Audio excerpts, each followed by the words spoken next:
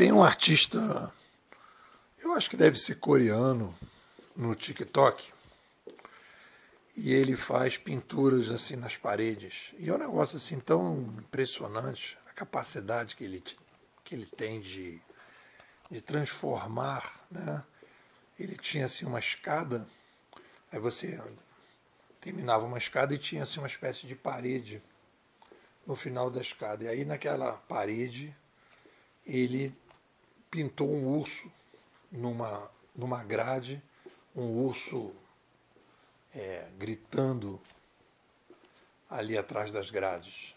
Um negócio assim impressionante, a qualidade, né, a sacação que ele teve ali. Então ele começa, né? Então é um negócio incrível.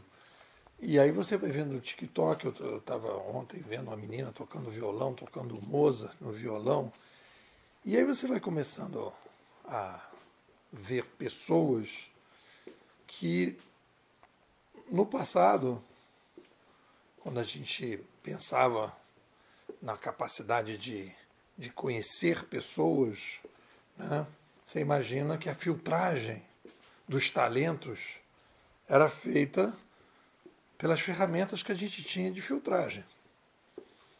Então, uma pessoa, para que pudesse aparecer, né, primeiro ela ficava aprisionada na sua região.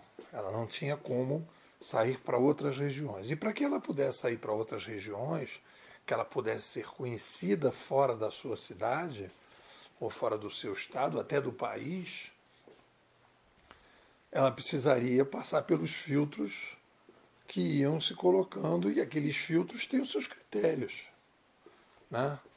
Então, é a filtragem dentro das galerias, né, dos marchands, dos curadores de arte, dos editores de jornais, da limitação que os jornais também tinham de tempo. Então, simplesmente, você não tinha acesso a essas pessoas. E aí, uma coisa bem, pelo menos no meu TikTok aparece muito, né? Aqueles tipo The Voices, né?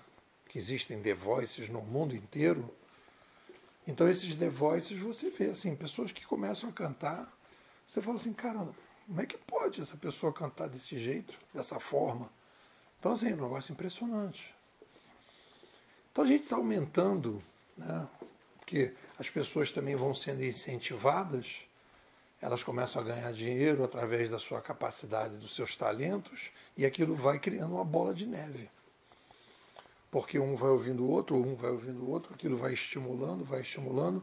É o que o nosso querido Matt Ridley, naquele livro O Otimista Racional, ele diz que quando as ideias fazem sexo, a gente entra numa nova etapa. E isso é uma característica, né? O Matt Ridley não diz isso, mas isso é uma característica de um momento que a gente está passando, que a gente chama aqui na escola, né, de um macro ciclo civilizacional, do espiral progressivo do Sapiens, que é o renascimento civilizacional. São 3 ciclos, está no artigo, inclusive com o mapa mental. O primeiro ciclo é o renascimento, quando surge uma mídia mais completa, que ela vem com todo o seu pacote, banco de dados, linguagem e canais, né? E nós estamos tendo essa situação agora. Então a gente tem um renascimento, como aconteceu no final da Idade Média. Depois nós temos uma consolidação de um novo modelo de cooperação, em que a gente as ideias começam a fazer sexo. Aconteceu isso também ali no final da Idade Média. Na minha tese de doutorado eu mergulhei nisso, né? Então a gente saiu de 0 em 1450 para 1500, nós saímos de 0 publicações circulantes na Europa, exemplares, não são títulos de livro, exemplares de livros circulantes na Europa, impressos, nós saímos de 0 para 5 milhões em 50 anos. Então as pessoas começaram a ter contato não só com ideias novas de pessoas novas, mas ideias novas de pessoas desconhecidas que nunca eles teriam tido contato, que é o mérito da escrita. Permitir que as pessoas pudessem ler e ter acesso a outras pessoas à distância. E é aquilo que incentivou mais e mais as pessoas a serem cada vez mais criativas. Então a gente vive esse ciclo. O ser humano, ele precisa, como nós somos uma espécie, né, reflexiva, as outras espécies não são reflexivas, elas são instintivas. A nossa capacidade reflexiva permite que a gente possa, né, fazer uma série de coisas, tal como aumentar a população de maneira integrada. Uma vez eu fui fazer uma palestra num consulado da Alemanha, o cara falou, mas os ratos também aumentam a população. Eu falei, mas não de forma integrada. A integração, né, a codependência que nós temos de todas as regiões, cai um problema lá, né? Guerra aqui atrapalha lá, pandemia aqui atrapalha lá. Então, a gente precisa inovar. Mas para que a gente possa inovar, a gente precisa das trocas, do aumento da taxa de diversidade. Boto no artigo, quanto mais centralizada é uma sociedade, mais massificada ela é. Quanto mais massificada é uma sociedade, menor será a taxa de inovação.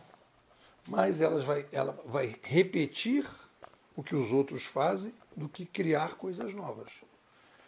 A criação de coisas novas depende da troca, depende do aumento da taxa de diversidade. E a gente está tendo uma explosão na sociedade humana da diversidade. A gente não consegue enxergar isso porque a gente vive na super micro história. A gente não consegue operar na macro história. A gente trabalha sempre na super micro história. Então a gente vai sentindo, vai percebendo, não vai padronizando e não vai entendendo o tamanho da mudança que a gente está passando. Então quando a gente vê no TikTok, né? O TikTok eu acho que é o exemplo típico disso tudo.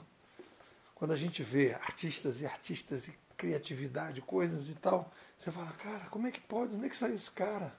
Esse cara já existia antes. E ele já existia, ele tinha um potencial, e aquele potencial está aumentando porque ele está vendo que tem pessoas que estão curtindo ele.